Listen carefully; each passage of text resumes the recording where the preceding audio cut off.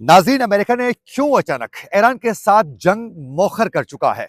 गजा piece plan के तहत America कौन से मकासद हासिल करना चाहता है? गजा को कैसे इसराइल के अब हवाले किया जा रहा है?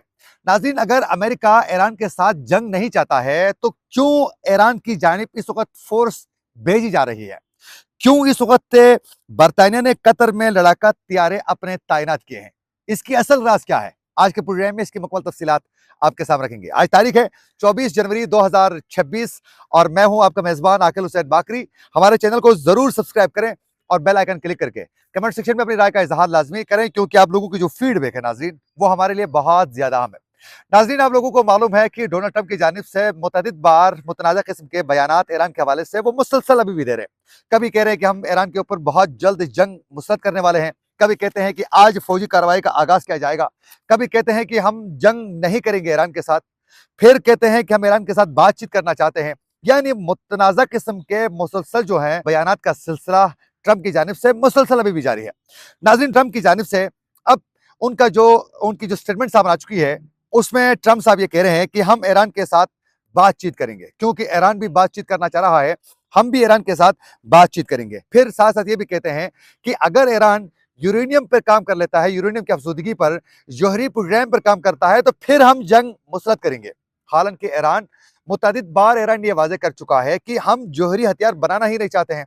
तो फिर डोनाल्ड ट्रंप को यह बयान देने की जरूरत ही नहीं पड़नी चाहिए, क्योंकि एक मुल्क खुद ऑफिशियली तौर पर यह स्टेटमेंट दे रहा है कि हम जौहरी प्रोग्राम पर काम ही नहीं कर रहे हैं, हम जौहरी हथियार बनाना ही नहीं चाहते हैं। तो फिर डोनाल्ड ट्रंप जो है वो क्यों इस तरह के बयान दे रहे हैं कि हम ईरान के ऊपर बहुत जल्द किसी न किसी बहाने से हम हमला करने वाले हैं?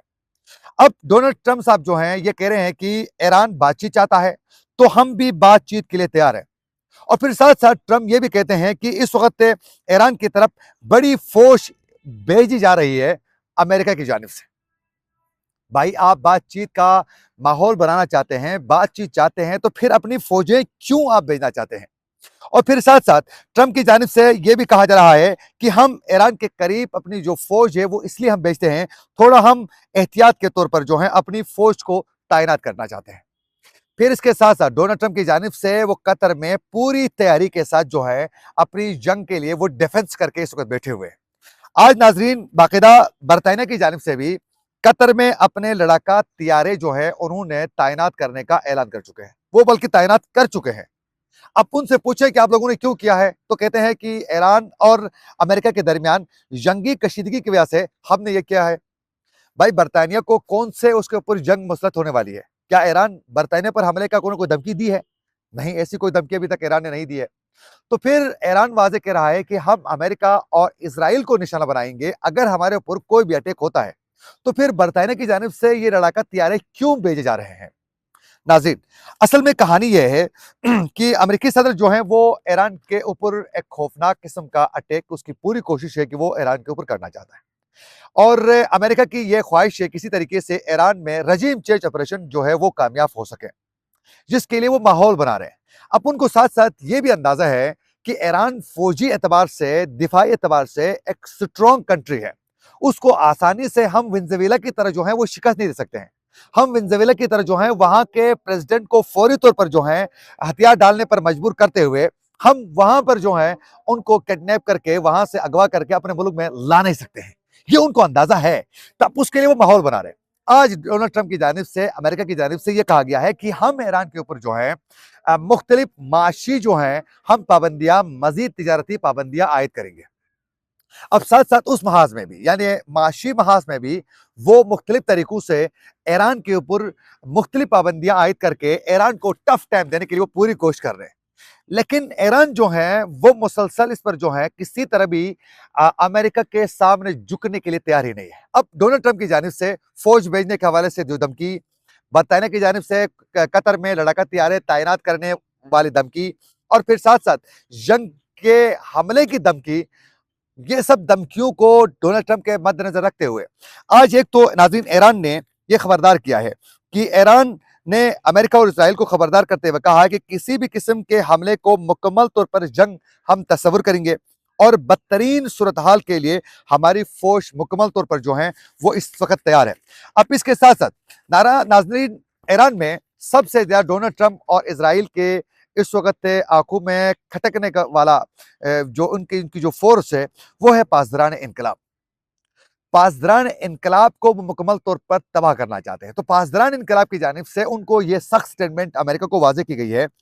पासदारान इनकलाब के सरबराह कहते हैं कि हमारे दुश्मन गलतफहमी में ना रहें, हमारे हाथ हथियारों के ट्रिगर पर हैं, किसी भी हमले की सूरत में जवाब देंगे। और फिर साथ साथ कहना है उनका कि अमेरिका और इसराइल को यह समझना चाहिए कि हमारी ताकत के हवाले से गलत अंदाजे लगाने का नतीजा उनके लिए अच्छा नहीं निकल सकता है। फिर वो आगे कहते हैं कि हमारे दुश्मनों को 12 रोजा जंग के बाद कम से कम इतना अंदाजा हो गया होगा कि हम हमले की सूरत में इन्हें दर्दनाक सूरत हाल का सामना करना पड़ सकता है, जिसका इनको बाद में बहुत बड़ा पछतावा भी होगा। ये उनका कहना है कि हम किसी सूरत जो है वो बर्दाश्त नहीं करेंगे। फिर साथ साथ इनकी जानिब से 2 रोज कबल भी ये कहा गया है कि अगर सुप्रीम लीडर पर कोई भी अटैक होता है तो करने वालों की दुनिया पर हम आग लगा देंगे, कोई कंप्रोमाइज नहीं किया जाएगा। अब ईरान की जानिब से अमेरिका के माशी पाबंदियों का जवाब वो उसी तरीके से डट के जवाब दे रहे हैं। वो जंगी महाज पर अमेरिका को झुकने के लिए ईरान बिल्कुल तैयार नहीं है। सुप्रीम लीडर ने आज भी वाजे कर दिया है कि अमेरिका और इसराइल को हम आंखों में आंखें डालकर जो है उसका मुंह तोड़ जवाब देंगे। एक मामूली शरारत को भी हम जंग जो है वो तस्वर करके मुकाबला करेंगे।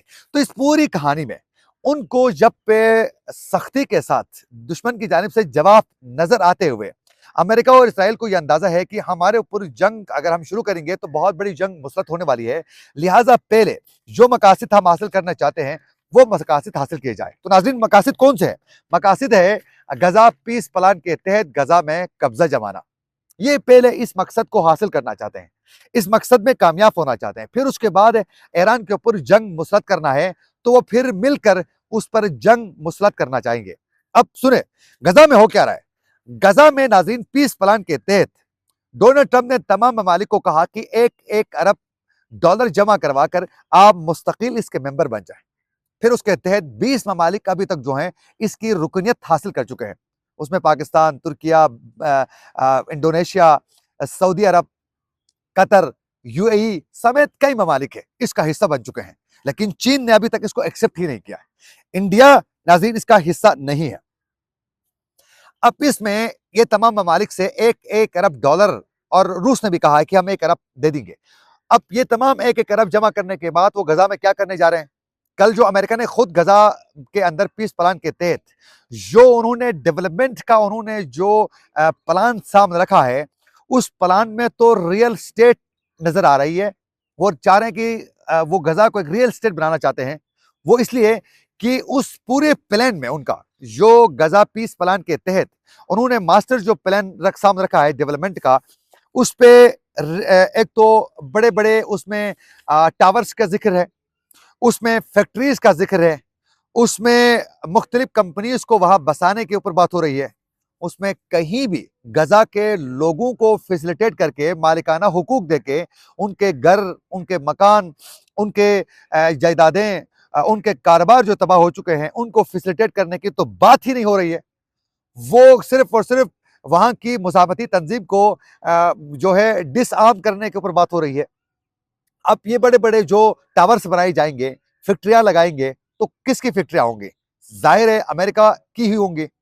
और उससे भी ज्यादा खौफनाक मरहला ये है कि इस पूरे गजा पीस प्लान में इसराइल को बतौर फरीक जो है इसमें शामिल किया गया, उससे बातचीत की जा रही है।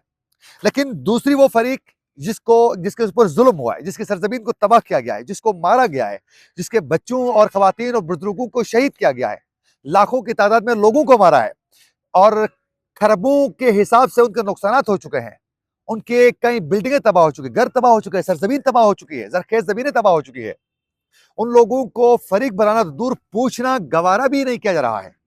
उनकी मुजाफती तंजीम को कहा जा रहा है कि आप हथियार फेंक दे, डिसआर्म करने के ऊपर बात हो रही है। तो ऐसे इससे यह साफ जाहिर हो रहा है कि गजा के लोग खुद कह रहे हैं कि हमें पता ही नहीं है कि हो क्या रहा है, ट्रंप क्या कह रहा है, करना क्या चाहता है, ये किसी को पता नहीं है। और ट्रंप कह रहे हैं कि इस बोर्ड का चेयरमैन मैं हूं, मेरे बाद अमेरिकी सदर ही इसका चेयरमैन बनेगा। भाई आपको इख्तियार किसने दिया है? आप चौधरी बने हुए पूरी दुनिया के, तो इसलिए इसको चीन भी एक्सेप्ट नहीं कर रहा है। पाकिस्तान इसमें शामिल हो चुका है और यकीनन ये एक फ्रॉड पीस प्लान है, पीस के नाम पर एक प्लान है। और इससे गजा का नुकसान होगा। गजा में मुजाहिमती तंजीम को नुकसान पहुंचाना है। इस प्लान में कामयाबी के बाद वो फिर लबनान के अंदर दाखिल होना चाहते हैं, वहां की मुजाहिमती तंजीम को निशाना बनाना चाह रहे हैं। फिर उसके बाद ईरान को निशाना बनाने के लिए पूरी प्लानिंग जो है वो इसलिए तैयार की जा रही है, और ईरान पर अभी ना हमला न करना, इस प्लान पर कामयाबी हासिल करना उनका पहला मकसद है।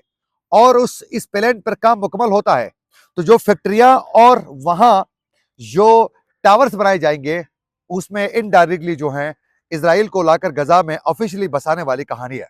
और इसके लिए मुस्लिम ममालिक जो हैं इस वक्त आलाकार बन रहे हैं, और इनसे जो भी फैसले होंगे आइंदा, इनसे कोई नहीं पूछा जाएगा। जो डोनाल्ड ट्रंप ने अपने खास बंदों को इस बोर्ड का, जो एग्जीक्यूटिव बोर्ड का हिस्सा बनाया है, उनसे ही पूछा जाएगा, उनसे ही बात करेंगे वो। ये बस शिकवे गिले करते रहेंगे कि हमें तो एतमाद में नहीं लिया गया है, बात नहीं हुई है और ये मर्जी से फैसले हो रहे हैं। तो यही होने वाला है और इससे गजा के लोगों को कोई फायदा नहीं पहुंचेगा। ये थी कुछ अपडेट्स जो हम आप तक पहुंचाना चाह रहे थे। इसी के साथ अपने मेजबान आकिल हुसैन बाकरी को दीजिए इजाजत। अल्लाह ने के बाद।